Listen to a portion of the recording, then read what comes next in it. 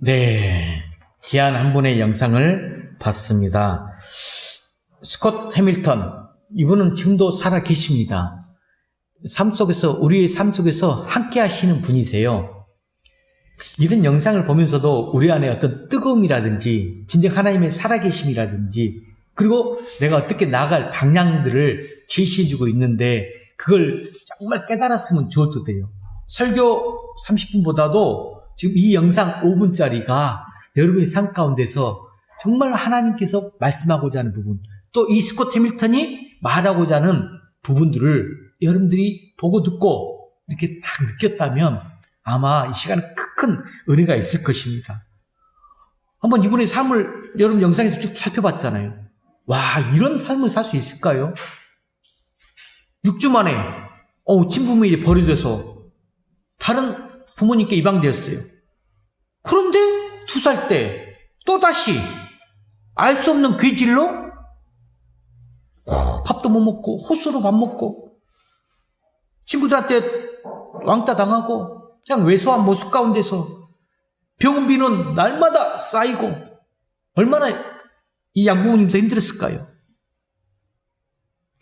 그러는 가정 가운데 정말 하나님의 크신 은혜는 이 아이를 그때 당시엔 아이였을 것인데 어떤 상황인지 모르지만 교회에 와서 나는 누구도 나를 사랑하지 않고 버림받은 존재로 알았지만 예수님의 크신 사랑을 만났기 때문에 그 사랑 안에서 힘을 얻고 삶을 다시 살면서 피겨스케이트라는 귀한 그 접촉점을 만난 후부터 우리가 보통 인생의 삶에서 뭔가 어려움과 극복의 제일 마지막 순간에 있을 때 한 줄기의 빛을 발견하면 그걸 가지고 다시 회복하는 경우가 많거든요. 피겨스케이트를 통하여서 인생의 회복을 다시 느끼고 이제 그 괴질도 치료가 되고 전전 쫙 이제 성공의 길만 있을 줄 알았는데 또다시 암이라는 교환암이라는 것이 찾아오고 또다시 또 어려운 또 암을 또 맞이하고 계속적으로 암과의 투병 생활을 해오는 과정 가운데서도 끝까지 놓지 않고 암을 회복하잖아요. 이게 내잖아요. 근데 저는 마지막 이분이 했던 고백의 말이 너무나 가슴에 와닿더라고요. 많은 활동과 강연하면서 이분은 스콧 해밀턴은 이렇게 이야기했잖아요. 고통 속에서 미소를 지을 수 있었던 것은 하나님이 저의 코치가 되어주시기 때문이다. 여러분, 어떤 관계 가운데 저는 멘토링을 굉장히 제가 강조하잖아요. 저에게 코치를 해주는 분이 있다. 그러면 그 코치와 나와의 관계가 정말로 절대적인 신뢰 관계에서 내가 어떻게 따라가느냐, 믿고 의지하느냐에 따라서 결과는 완전히 달라집니다. 여기에서 이분은 그걸 느꼈던 거예요. 피겨스케이트를 하면서도 코치란 신과 같은 존재이기 때문에 코치에게 신뢰감이었다면 절대 성공할 수 없다. 그런데 그걸 제 삶의 자리에서 나에게 코치가 되어준 그 하나님이 있다는 걸 알고 절대적인 믿음을 가지고 나아가기 때문에 최고의 경지도 이루고 자신의 삶을 변화시킬 수가 있었다는 것이죠. 개인적으로 저도 여러분들에게 하나님과의 관계 가운데 코치로서 하나님의 말씀을 믿고 따르고 의지하고 또는 제가 이 풍암구 우리 교회 담임 목사로서 여러분을 대언하면서 코치자적 역할을 제가 해드릴 텐데 믿음 안에서 제가 권면하고 말씀 안에서 진리 가운데 여러분들이 인도할 때 따라주신다 그러면 하나님께서 역사하시리라고 저는 믿습니다. 여러분들 끝까지 인도하시는 하나님 안에서 날마다 승리하며 최고의 길을 걷는 여러분 되시길 주의 이름으로 간절히 축복합니다. 자, 이제 오늘 말씀으로 들어가겠습니다. 오늘은 지난주는 부활주일이었습니다. 이제 부활주일 보내놓은 첫 주일인데 오늘 예배 가운데 저는 여러분의 심령이 혹시 영적으로 좀 잠들어 있다면 다시 한번 이 시간을 말씀을 통해서 이 예배를 통해서 깨어지기를 바랍니다. 하나님으로부터 멀어졌던 심령이 하나님께로 다시 나아갈 수 있기를 바라면서 오늘 예배를 드리고자 합니다. 그러기 위해서 우리가 꼭 제일 먼저 해야 될 게 뭐냐? 우리 자신을 좀 돌아볼 줄 알아야 돼요. 즉 우리 죄를 회개해야 됩니다. 그리고 우리 안에, 내 안에 이 거룩함을 새롭게 회복해야 됩니다. 겸허히 내 허리를 동이고 내 자신의 내면까지 깊이 성찰하면서 모든 죄를 회개하는 이 시간으로 나가기를 주의로 간절히 축복합니다.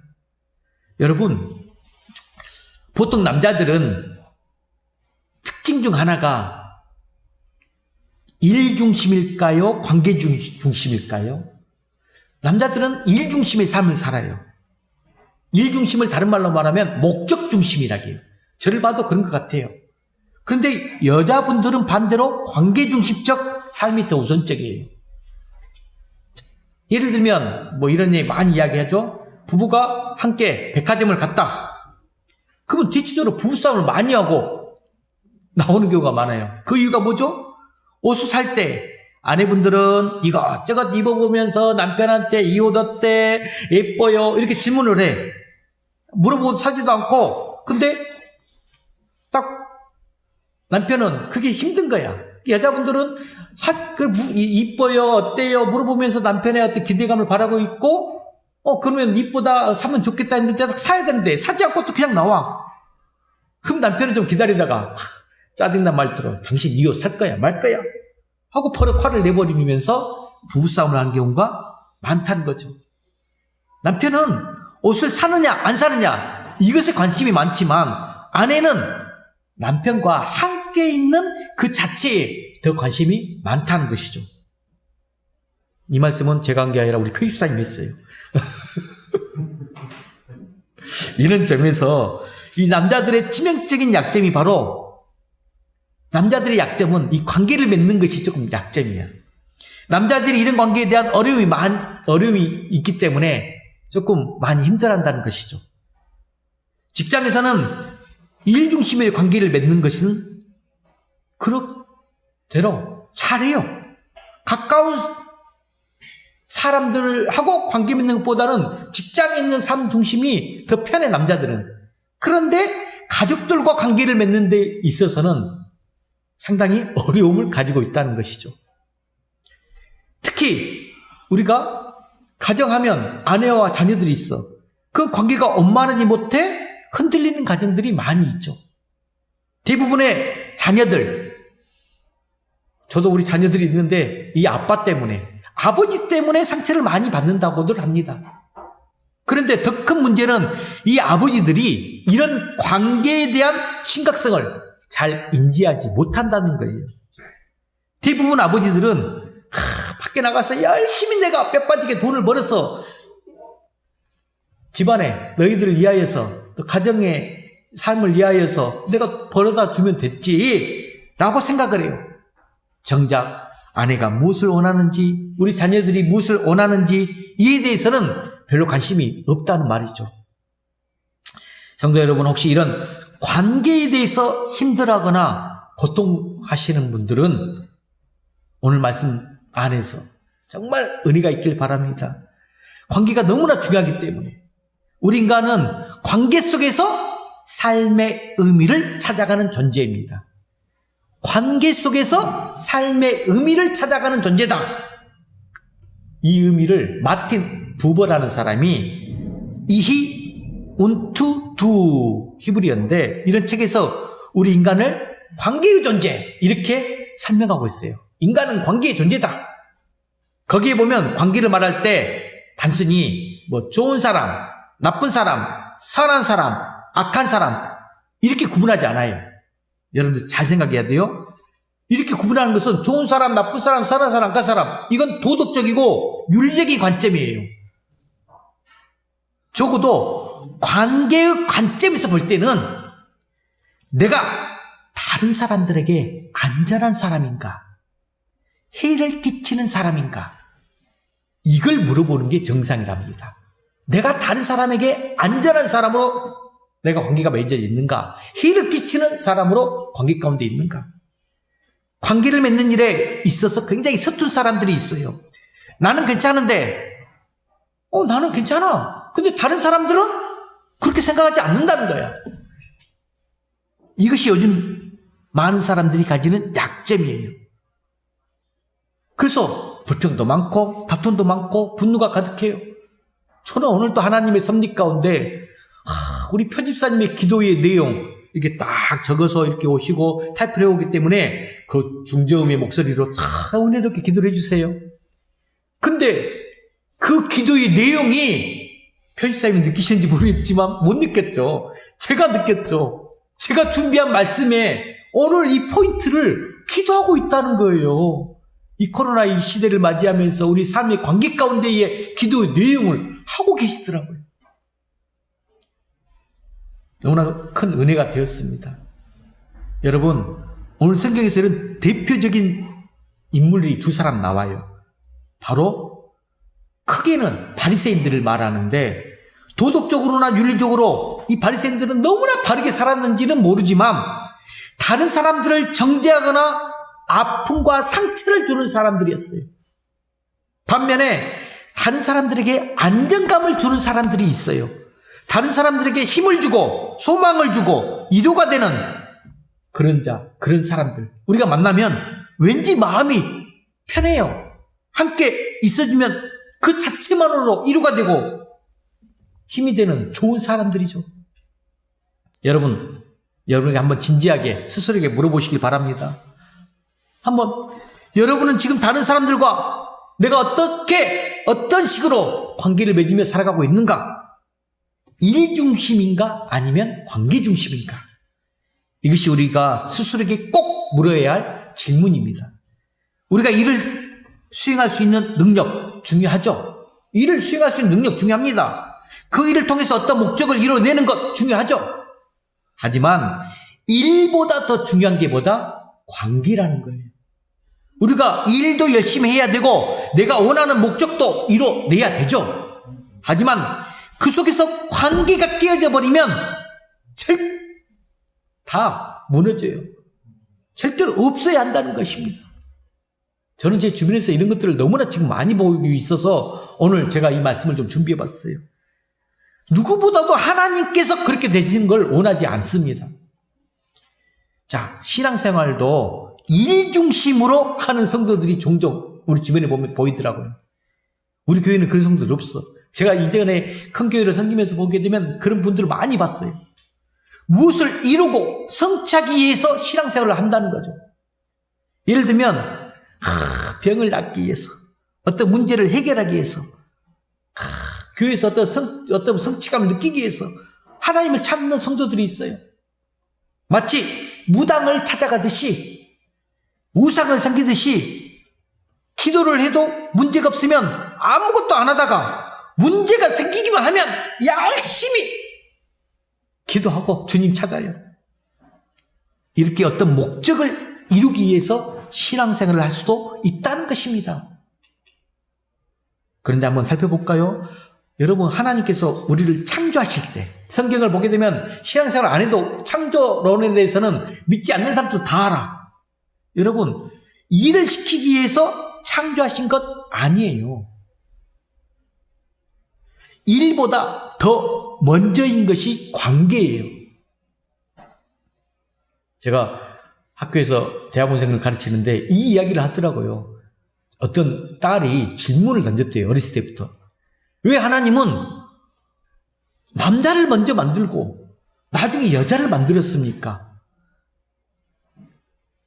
이런 질문을 딸이 던지면서 왜 남자는 밖에서 열심히 돈을 벌게 하고 여자는 집에서 살림을 하게 만들었습니까? 이 질문의 의도를 부모님은 성경적으로 대답을 하면서 나가다가 나중에 그게 아니라는 것을 깨닫고 이 질문이 7번을 했대요. 어렸을 때부터 시작해갖고 대학생이 될 때까지. 근데 다 커서 이제 깨닫는 순간에 그 아이의 마음을 만져줘야 되는데 때가 늦었나 하고 저한테 질문하더라고요. 관계를 찾고 싶었던 것이었죠. 제가 이 말씀도 드린 이유도 창조론이에요. 여러분, 일보다 더 먼저인 관계 가운데 정복하고 다스리는 일보다 하나님은 자신의 형상을 회복하고 유지하는 걸 더 중요시했어요. 하나님의 형상이 뭡니까? 곧 하나님과의 관계를 의미하는 것이거든요. 여러분 지금 하나님 관계가 어떠합니까? 하나님, 저는 정말 진실로 사랑합니다. 하나님이 제 삶의 전부입니다. 라고 날마다 고백하면서 살아가고 계십니까? 이런 고백들이 우리 입술에서 내 스스로가 자연스럽게 나오지 않는다면 지금 내 신앙생활에 조금 어려움이 있다는 것입니다. 여러분, 기도는 하나님과 나와 대화하는 것이라고 했잖아요. 하나님과 내가 대화하는 것. 즉, 나 혼자 일방적으로 말하는 것이 아니라는 거죠. 이게 바로 불교에서 말하는 이 참선하는 것과 우리가 기도하는 것, 엄연히 다르다는 것이에요. 기도는 대화거든요. 불교는 참선, 혼자서 수행을 하는 거예요. 성경은 우리에게 하나님을 사랑하라. 자, 이렇게 말씀하고 있어요. 마음을 다하고 목숨을 다하고 뜻을 다하고 힘을 다해서 하나님을 사랑하라. 이래 있어요. 여기서 사랑하라는 말은 사랑, 관계의 말이지 일의 의미가 아니에요. 이걸 정확하게 여러분들이 해석해야 돼요. 믿음 또한 대부분을 표현하는 단어들이 믿음, 관계 중심입니다. 관계를 의미하는 것이 믿음이에요. 여러분, 하나님 우리를 애당초 관계를 위한 존재로 만들었다는 사실을 알고 계셔야 됩니다. 그래서 아담도, 여러분, 왜 아담을 만들어 놓고 에덴 동산에서 하나님과 대화를 하게 했어요? 하나님과 함께 산책도 하고 하나님과 날마다 동행하는 삶을 했어요. 그리고 애로움을 더 달래주기 위해서 하를 만들었던 거죠. 관계예요. 사람은 하나님과 관계를 맺고 살아야지 다른 것들과 관계를 맺고 살면 안 됩니다. 하나님과의 관계를 더 중요시했어요. 물질, 여러분, 필요하죠. 하지만 도구일 뿐이에요. 물질이 나를 사랑해 주는 것 아닙니다. 나를 진짜로 사랑하시는 분은 하나님이시라는 것. 이것을 아는 사람이 여러분 찬양할 때 주 예수보다 더 귀한 것은 없네. 이 세상 부귀와 바꿀 수 없네. 이렇게 찬송을 부를 수 있다는 것이죠. 관계를 파괴하면서까지 일을 하는 것. 여러분 정말로 어리석은 행동이라는 거죠. 그것 때문에 오늘날 얼마나 많은 가정들 또 직장들 안에서의 관계가 파괴되고 있습니까? 인간관계가 얼마나 무너지고 있는지 모릅니다. 그래서 로마서 3장 23절에 모든 사람이 죄를 범하였음에 하나님의 영광에 이르지 못하더니 라고 말씀하고 있습니다. 여러분, 죄는 다른 것 아니에요. 관계의 파괴가 죄예요. 하나님과의 관계가 깨어지는 것, 그게 바로 죄예요. 우리는 윤리적인 죄만 자꾸 생각하는데 하나님과의 관계를 바르게 하지 않으면 그것이 죄입니다. 하나님을 모르는 것도 죄고 하나님을 떠나는 것도 죄입니다. 바로 거기에서부터 우리 인간의 불행이 시작되기 때문이죠. 오늘날 가정의 문제는 여러분 물질의 문제가 아니에요. 관계의 문제점에서 시작되는 거예요. 내 믿음이 회복된다는 것, 바로 하나님과 관계 회복을 의미합니다. 우리가 하나님 앞에 있으면 행복해야 합니다. 하나님 앞에 있으면 당연히 우리는 기쁨과 행복이 넘쳐야 돼요. 사슴이 신의 문을 찾기에 갈급해야 하는 것처럼 하나님을 사랑해야 합니다. 그렇지 않고 내가 하나님 앞에 있다는 것은 두렵거나 싫다면 내가 하나님 앞에 서 있는데 하나님 앞에 나와서 찬양하는데 찬양을 불러도 말씀을 들어도 그냥 담담하고 두렵고 싫어요. 그것은 내가 하나님과 나의 관계가 어떤 문제점, 어려움이 있다는 것이죠. 성령 충만도 마찬가지예요. 성령 충만은 하나님과 내가 바른 관계에 있는 것을 의미합니다. 하나님과 내가 바른 관계. 성령과 내가 더 밀접해지는 것, 성령께서 나를 다스려 주시는 것, 내 안에 거룩한 생각들로 가득해지는 게 바로 성령 충만이에요. 내 생각 자체가 항상 하나님 관계 중심 안에서 하나님의 거룩한 생각들로 가득 채어 있으면 성령 충만한 자라는 말씀이에요. 여러분 어떤 분들은 찬송가를 아주 크게 크게 부르고 기도도 아주 많이 하고 봉사를 열심히 많이 하는 것, 이걸 성령 충만한 걸로 생각합니다. 눈물을 흘려야 그것이 은혜 받는 것이라고 생각을 합니다. 물론 은혜를 많이 받으면 눈물도 나오고 크게도 부를 수가 있죠. 그러나 눈물을 흘리는 것, 목소리를 크게 외치는 것, 이것은 은혜 받는 것과 전혀 별개라는 것이죠. 저는 오늘 아침에도, 오늘 필사님 사례를 좀 많이 드는데, 아침에 우리 이제 정도현 성도님을 기다리는 마음도 있었고, 또 다른 분들 토요일이면 한 사람 한 사람을 다 챙겨요. 근데 챙기는 사람이 있고 챙기지 않는 분들이 있어. 필사님이, 목사님 뭐가 그렇게 염려가 되십니까? 믿음이 없으십니까? 좀 믿으세요. 그러시더라고요. 순간 좀 당황했었어요. 내가 믿음이 없는 걸까? 여러분들이 향한 믿음이죠. 우리 수현 집사가 정말 아침 일찍 나와서 나와 함께 대화하면서 오늘 주일날 예배를 승리할 거야. 믿음이 있어야 되는데 내가 믿음이 없는 걸까? 그래서 주일날, 토요일날은 약간 연약한 성도님들을 항상 챙깁니다. 근데 여전히 오늘 또 주일날 아침에 이렇게 안 보이는 분들을 보면 여전히 또 이렇게 스스로가 좀 쓰지 못하고 있기 때문에, 그래서 연습이 좀 필요합니다. 훈련이 필요해서 제가 이렇게 좀 조바심 갖고 있습니다. 아까 말씀드렸는데, 내가 완전한 신뢰와 믿음을 갖고 여러분들을 다 기다리지 않고 마음속에서 다 풍요롭게 여유 있는 모습으로 주일을 준비한다면 더더 너무나 감사하죠. 이게 관계죠.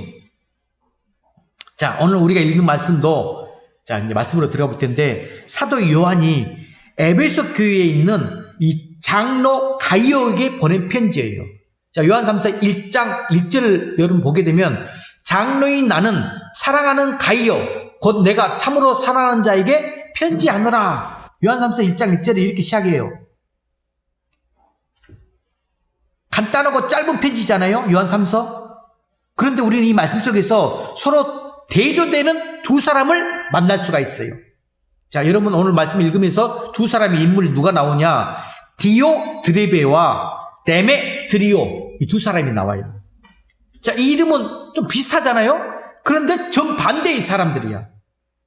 자, 먼저 우리가 잘 알다시피 오늘 이 편지의 주인공 가이오, 이 가이오 장로님은 아주 믿음이 굉장히 좋은 사람이에요. 믿음이 좋은 사람, 관계 중심의 사람이었어요. 이런 가이오를 지금 사도 요한이 칭찬하는데 뭐라고 칭찬합니까? 항상 진리 안에서 행하는 사람이라고 칭찬해요. 3절 말씀에 나와 있어요. 요한 3서 1장 3절 말씀 보게 되면 성경을 봐보세요. 형제들이 와서 네게 있는 진리를 증언하되 네가 진리 안에서 행한다 하니 내가 심히 기뻐한다. 진리 안에서 행하는 사람. 이 말은 항상 주님과 바른 관계를 맺으면서 살았다는 뜻이에요. 항상 예수님 안에서 거했다고 하는 뜻이에요. 뿐만 아니라 가이오는 나그네를 잘 대접했다고 그래요. 나그네 대접을 잘했어요. 당시에 복음이 활발하게 전하면서 많은 전도자들이 이곳저곳을 돌아다니면서 복음을 열심히 전했어요. 어느 지역에 가든지 먼저 교회에 들어가서 함께 기도하고 전도를 했어요, 가이오는. 그리고 교회에서 그들의 숙식 문제를 다 해결해 주었어요. 그런데 그럴 때마다 이 장로님 가이오는 아주 모범적으로 잘 대접했다는 것이죠. 이처럼 가이오는 다른 사람과의 관계가 항상 오픈되어 있다는 말씀이죠. 오픈되어 있는 사람, 관계에 있어서 매우 원만한 사람, 안정감을 주는 사람이었다는 것입니다. 왜냐하면 그가 진리 안에 있었기 때문이죠. 그 마음속에 예수님을 품고 있었기 때문이죠. 그런데 오늘 본문에서 소개되고 있는, 저는 이제 가이오를 말씀드리고 싶은 게 아니라 디오드레베와 데메드리오를 말하고 싶은데, 자, 디오드레베는 어떤 사람인가? 이 사람은 관계 중심 사람이 아니에요. 일 중심의 사람이었다는 것. 자신을 위해서는 다른 사람들을 잘 용납해 주지를 않았어요. 일에 대해 열심히 지나친 사람, 일에 대해서 열심히 지나쳐서 고집이 세, 자기 생각, 자기 주장이 너무 강해서 다른 사람들 잘 용납해 주지를 않아요. 요한은 지금 그런 디오드레베를 심하게 책망하고 있어요. 자, 무엇을 책망합니까? 뭐 음란의 죄를 책망합니까? 도둑질이나 살인죄를 책망하고 있습니까? 아니면 도덕적인 문제를 지적하고 있습니까? 그게 아니라는 거야. 지금 디오드레베에 있어서 가장 큰 문제가 뭔지를 말씀하고 있는데, 자, 9절 10절 말씀 성경 앞으로 한번 넘겨볼까요? 9절 10절 말씀, 자, 화면 보고 한번 화면의 내용을 한번 읽어봅시다. 시작.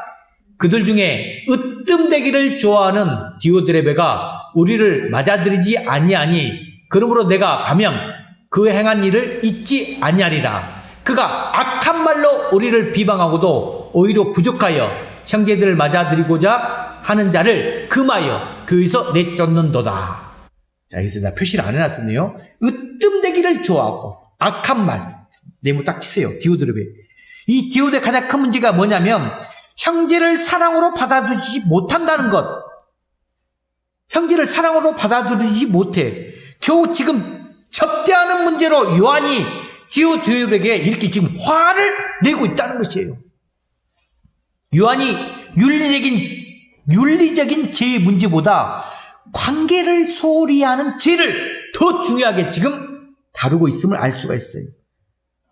뿐만 아니라 디오드레베가 형제를 비방했어요. 악한 말로 우리를 비방한다. 이런 비방은 헐뜯는다 이 말인데, 자기만 접대를 안 한 것이 아니라, 접대 안 한 것도 지금 채찍맞을 행함인데 다른 사람들도 그렇게 못하게 방해를 했다는 것이에요. 그런 사람들은 아예 지금 어떻게 했죠? 교회에서 내쫓는도다, 내쫓아버렸다고 했어요. 지금 여러분 무섭게 지금 오늘 말씀 드려야 돼요. 한마디로 디오드레베는 다른 사람들에게 지금 해를 끼치는 사람이었는데 다른 사람들을 용납해 주지 않았습니다. 다른 사람들에게 자신의 마음을 열어주지를 않았어요. 이것은 결국 그가 관계에서 실패했다는 거죠. 여러분, 하나님의 관심은 일이 아니라 관계가 중요합니다.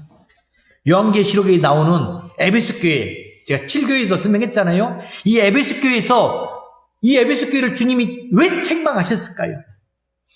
에베소 교회는 좋은 교회였어요. 진리를 잘 지킨 교회였어요. 하지만 처음 사랑을 잊었노라, 버렸기 때문에 책망하십니다. 처음 사랑. 다시 말하면 일은 열심히 잘했어요. 그런데 성도 간의 관계를 제대로 못했다는 것이에요.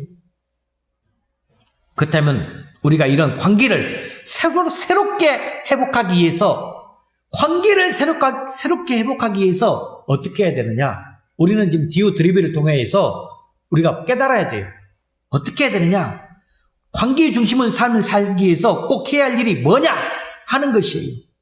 이것이 지금 우리에게 가장 중요한 과제라 할 수 있습니다.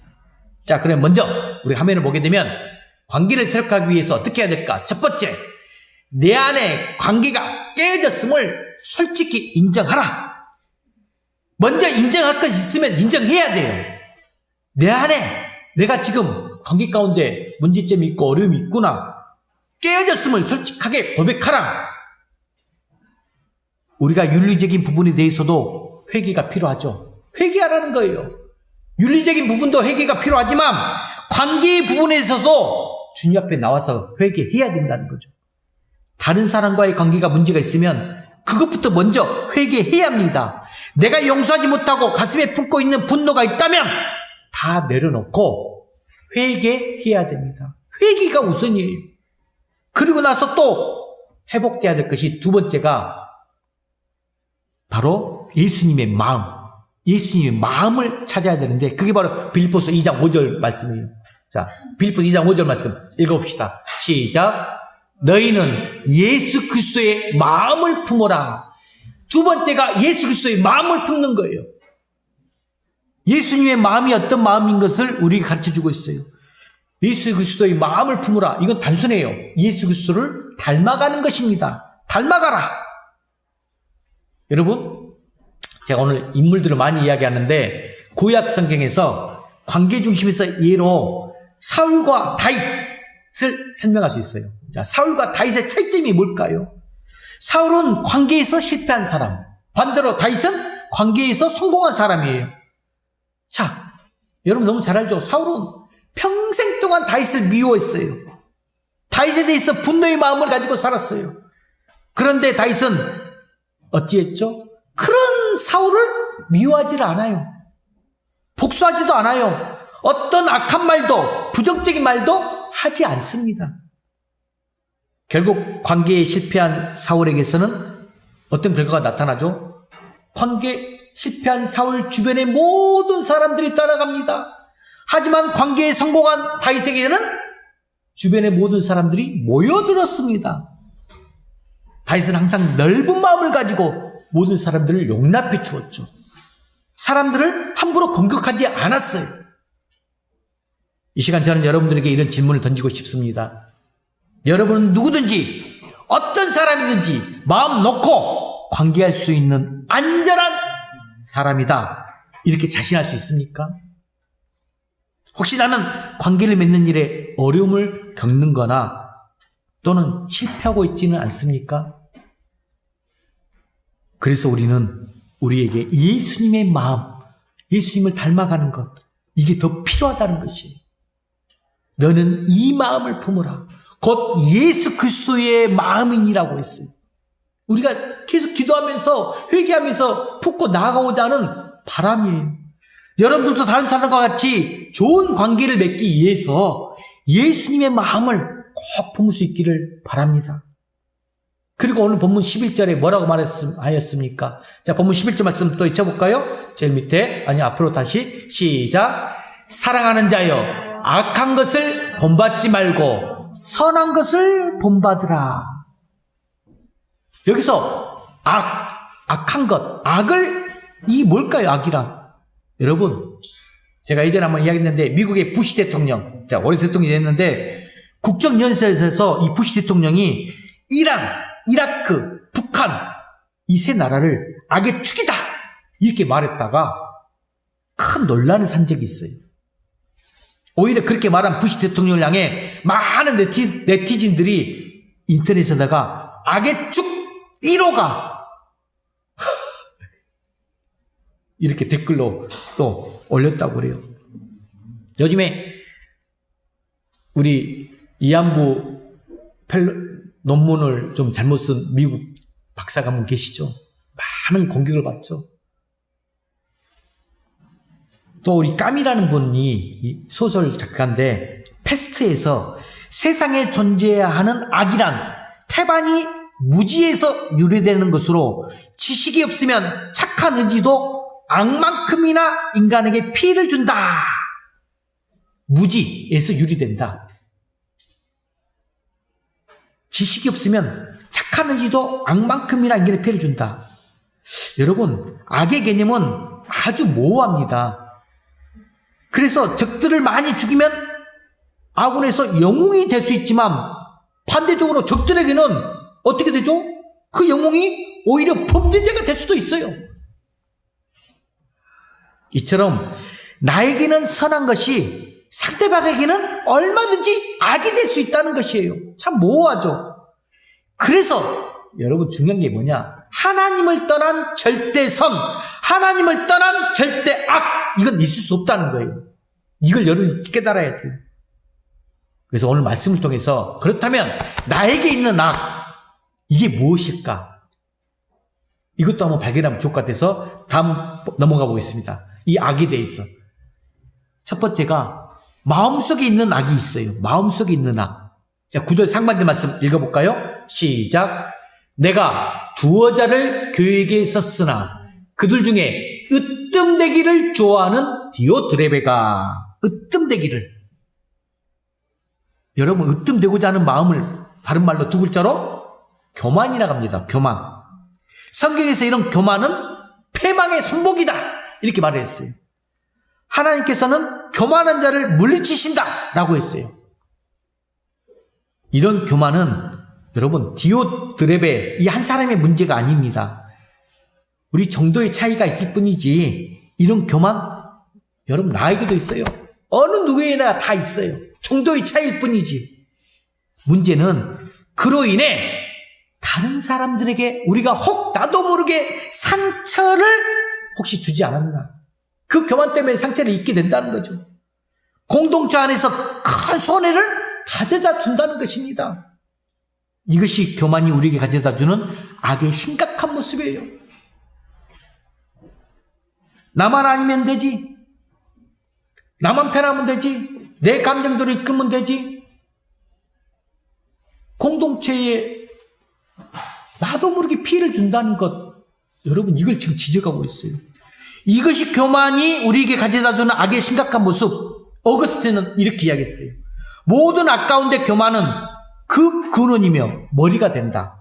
교만은 육신을 쓰고 있지는 않으나 악마가 지배한다. 그러므로 교만은 모든 덕을 부패시키는 악이다. 여러분, 사람은 누구나 어느 정도는 우월의식을 갖고 있어요. 우월의식, 나르시즘, 자기의. 오히려 그것이 그런데 세상을 재미있게 살 수도 있게 만들어요. 하지만 문제는 이 우월의식 때문에 자신의 실체를 제대로 보지 못하는 게 문제예요. 내가 우월하지 못해서가 아니라 그로 인해서 내가 죄인됨을 잊어버리게 된다는 것입니다. 여러분, 단테의 신곡에서도 보게 되면 주인공이 무겁고 고달픈 상태에서, 너무나 무겁고 고달픈 상태에서 천사를 만나요. 천사가 너무 측은히 보여, 불쌍히 보여. 그래서 날개로 이마에 붙어 있는, 왜 이렇게 무겁고 참 힘들고 고달프게 살까 했더만 이 교만이라는 것이 딱 얘가 붙어 있었어. 이 교만을 딱 떼어주자마자 하늘을 날아갔대요. 가벼워졌다는 이야기가 있습니다. 여러분들도 여러분 마음속에 이런 교만함이 혹 있다면 떨쳐내시기를 바랍니다. 두 번째는, 자, 마음속에 있는 악이 나와 있고, 두 번째는 말로 표현되는 악이 있어요. 말로 표현되는 악. 자, 10절 중반지 말씀 읽어볼까요? 시작. 그가 악한 말로 우리를 비방하고도 오히려 부족하여. 악한 말. 여러분, 남을 좋지 않게 중상모략하는 것을 의미해요. 요즘 우리 사회의 말에 대해서 무책임한 사람들이 얼마나 많습니까? 자, 보궐선거가 며칠 전에 끝났죠? 부산과 서울. 내가 말 잘못하면 나도 힘든데, 얼마나 상대방에 대해서 비방하면서 그냥 말하고 맙니까? 아무 근거도 없는 말, 다른 사람들에게 마음에 상처를 줘놓고 안면 말고, 이걸 뭐라고 하죠? 요즘 말 이야기하잖아요. 이렇게 말하는 경우가 너무나 많아요. 여러분, 이런 고사성어가 있어요. 한 마리의 개가 달을 보고 짖으면 온 동네의 개가 따라 짖는다. 아시죠? 또 이런 말도 있어요. 세 사람이 의심하면 자기 아들도 의심하게 된다. 세 명의 군중심리라는 게 있어요. 세 사람이 혼자서 하늘을 쳐다보고 있을 때는 다 안 쳐다봐요. 세 명이서 하늘을 딱 쳐다보고 있잖아요. 지나가는 군중들이 다 쳐다봐요. 굉장히 큰 군중심리죠. 이 말은 말이 다른 사람에게 미치는 영향이 얼마나 큰가를 가르친다는 거죠. 세 사람만 동일한 말로 한 사람을 정죄시키거나 몰아씌우면 그 사람 진짜 정죄당할 죄인이 돼버린다니까요. 아무리 좋은 말도, 그래서 우리는 세 가지 황금문을 거쳐야 된다. 여기 잘 들어보세요. 내가 하는 말이 좋은 말이야. 근데 세 가지 황금문을 거쳐야 된다. 첫 번째가 그것이 정말인가? 참된 말인가 말이에요. 두 번째가 그것이 절대 필요한 말인가? 세 번째가 그것이 정말 친절한 말인가? 정말인가? 필요한 말인가? 친절한 말인가? 이 세 가지의 황금문을 거쳐야 된대요. 이 질문들을 통과하지 못하면 우리가 하는 말이 다른 사람들에게 얼마든지 상처를 줄 수 있다는 말이에요. 그러므로 저와 여러분들도 이 악한 말, 이걸로 절대 절대 하지 않도록 항상 조심하면서 살아가는 귀한 여러분 되시길 바랍니다. 자, 세 번째는, 자, 마음, 말, 세 번째는 행동으로 나타나는 악이 있어요. 자, 10절 하반절 또 읽어볼까요? 시작. 형제들을 맞아들이지도 아니하고 맞아들이고자 하는 자를 금하여 교회에서 내쫓는도다. 자, 여러분, 우리는 매 순간마다 선택의 기로에 선 순간이 많아요. 선택에 있어서 우리에게 세 가지를 요구한답니다. 여러분 한번 잘 생각해 보세요. 선택할 때 첫 번째가 선과 악의 선택이 있어요. 선과 악. 악을 선택하는 것도 아니고 선과 악의 중간을 선택한 것도 악이고, 여러분, 선과 악 중간은 악을 선택하는 것, 선을 선택하는 것 모두 다 악이에요. 선과 악 중간도 악이에요. 그런데 악과 악 사이의 선택은 당연히 최소한의 악을 선택하는 선이 돼요. 또 하나는 선과 선택의 선택이 있겠죠? 이것은 최대한의 선을 선택하는 선이 돼요. 잘 이해해야 됩니다. 그런데 우리는 그래서 선과 선의 선택 중에 서야 되는데 우리의 익숙함은 악에 대해 더 익숙해져 있어요. 악은 여러분 우리가 배우지 않아도 연습하지 않아도 쉽게 행할 수 있어요. 하지만 아무리 노력해도 행동으로 옮겨지기가 어려운 게 바로 선이라는 거예요. 선. 악은 조금만 방심해도 잡초처럼 무성해지지만 선은 아무리 노력해도 희귀한 화초처럼 잘 자라지가 않아요. 여러분, 남의 호박에 말뚝 박는 것처럼 내가 못 먹으면 다른 사람도 못 먹게 하는 그런 심보를 무슨 심보? 놀부심보라고 합니다. 흥부가에 보면 이런 대목이 나오죠. 놀부가 동정을 베풀며 내 사람들을 골탕 먹이는 내용, 장면. 여러분 생각날 거야.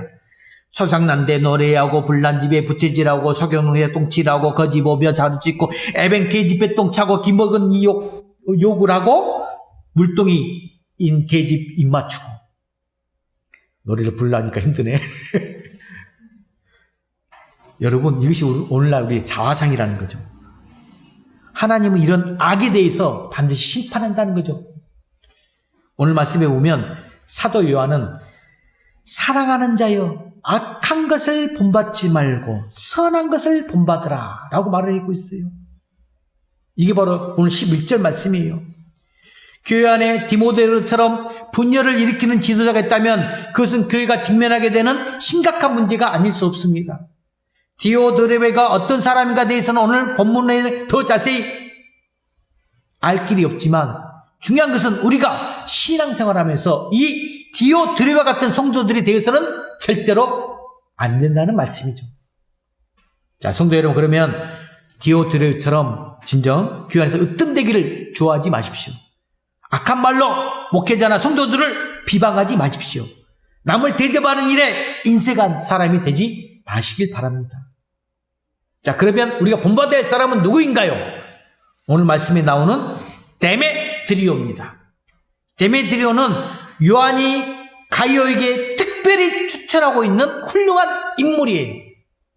자, 디오드레베와는 달리 모든 사람에게 칭찬을 듣고 인정받는 사람이 데메드리오예요.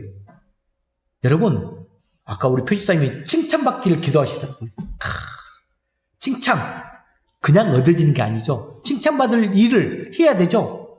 삶을 통해서 얻어지는 것이 진짜 올바른 칭찬이거든요. 재능을 통해서도 칭찬받을 수 있어요. 하지만 삶을 통해서 얻어지는 칭찬이 더 큰 감동을 줄 수 있다는 것입니다. 지금 요한이 데메드리오를 추천하는 데 있어서 다음 두 가지 증거를 제시하고 있어요. 자, 왜 추천이 들어갔느냐, 어떤 칭찬했느냐. 첫 번째, 데메드리오는 모든 사람들에게 인정을 받았다는 거예요. 이것은 모든 사람에 인정받았다. 인격에 대한 칭찬이에요. 그가 빛과 소금의 역할을 감당했다는 거죠. 빛과 소금. 바로 이런 사람이 하나님께 영광을 돌릴 수 있다는 것입니다. 사람들에도 인정을 못 받는 사람이, 내 주변 사람들에게 인정을 못 받는 사람이 어떻게 하나님께 인정받을 수 있겠느냐는 거예요. 세상에서는 실력이나 능력으로 인정받고 칭찬받을 수 있지만 교회 안에서는 신앙과 인격으로 인정받을 수가 있어야 된다는 말씀이에요. 두 번째로 또 대매들은 진리 앞에서도 인정을 받았다는 거예요. 진리가 뭐냐? 하나님의 말씀을 의미합니다. 즉 하나님 말씀 앞에서 흠이 없는, 허물이 발견되지 않는 삶을 살았다는 것이죠. 곧 하나님께도 인정을 받았다는 것이에요. 말씀에 비추어 볼 때 늘 옳은 일을 했다는 것이죠. 하나님의 뜻에 항상 합당한 삶을 살았다는 거죠. 두 가지밖에 안 돼요, 이렇게. 악의 축들은 굉장히 제가 오랜 시간을 두면서 지금 설명했어요. 하지만 추천받고 칭찬받을 행하님은 두 가지. 하나님의 말씀이 우리의 신앙과 행위의 기준이 되입니다. 아무리 열심히 있어도 말씀에 비추어서 잘못된 것이 있다면 그것은 반드시 고쳐야 됩니다. 말씀대로 살아가는 것이 얼마나 힘들고 어렵습니까? 선을 행함이 어려워요. 하지만 데메드리오는 그런 삶에 있어서 인정을 받았다는 거죠. 사람들에게도 인정을 받고 말씀에서도 인정을 받는다면 그것으로 충분하다고 할 수 있지 않겠습니까? 자, 마지막 말씀 한 구절 보고 말씀을 마무리하도록 하겠습니다. 본문 11절 말씀 한번 크게 한번 선포해 볼까요? 시작.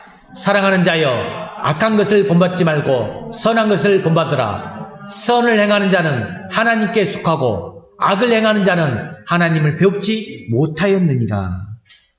사랑하는 성도 여러분, 디오드레처럼 악을 행하는 사람은 교회를 무너뜨리는 자로서 하나님을 결국 볼 수 없는 인생입니다. 우리가 절대로 본받아서는 안 되는 사람입니다. 하지만 선을 행하는 데메드리오는 우리가 꼭 본받아야 될 사람입니다. 오늘 말씀 결론 부분에 13, 14절에 이렇게 말했어요. 내가 네게 쓸 것이 많으나 먹과 붓으로 쓰기를 원하지 아니하고 속히 포기를 원한다. 요한은 성도들을 얼른 만나보고 싶어 했어요. 이런 마음을 가진 교회가 정말로 좋은 교회이고 행복한 교회가 아니겠습니까? 우리 풍암우르교회 속히 보기를 원하는 우리 주님의 마음이 있으면 좋을 듯해요. 그리고 마지막으로 평강이 네게 있을지어다 이렇게 축복해 줬어요. 항상 말씀 앞에서 합당하게 살아서 모든 사람들에게 본이 되고 또 하나님과 사람들에게 인정을 받는 것, 이게 바로 하나님께 속한 사람, 예수님을 닮은 자의 모습입니다. 무엇보다도 악한 것 본받지 말고 선한 것을 본받음으로 말미암아 축복된 삶을 살아가는 우리 풍암모르게 저와 여러분이 되시길 주의 이름 간절히 축원합니다. 기도하겠습니다.